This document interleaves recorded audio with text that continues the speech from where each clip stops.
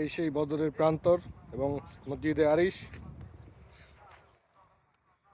যেখানে মুসলিম বাহিনী এবং কাফের বাহিনীর মধ্যে যুদ্ধ হয়েছিল।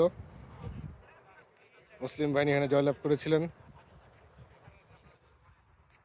মুসলিমদের 14 জন সৈন্য মারা গিয়েছিল এবং মুসলিমদের পক্ষে ফেরেশতারা যুদ্ধ করেছিলেন এবং কাফেরদের 70 জন কাফের এখানে মারা গিয়েছিলেন এবং তাদের এখানে পরাজয় হয়েছিল। ফেরেশতারা জাবালে মালাইকা পাহাড়ে নেমে মানুষের বেশি এসে মুসলমানদের পক্ষে যুদ্ধ করে। এই সেই ঐতিহাসিক বদর প্রান্তর,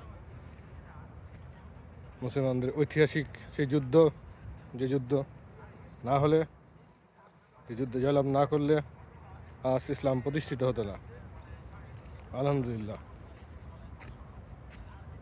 এই সেই ঐতিহাসিক বদর প্রান্তর।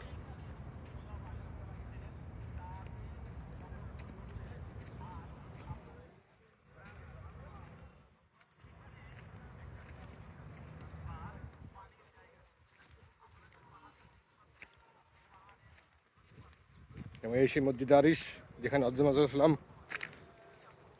কান্নাকাটি করেছিলেন আল্লাহর কাছে যুদ্ধে জয়লাভ করার জন্য, এবং আল্লাহ তার দোয়া কবুল করেছিলেন এবং সেই যুদ্ধে মুসলমানরা জয়লাভ করেছিলেন। এই সেই বদরের প্রান্তর। আলহামদুলিল্লাহ।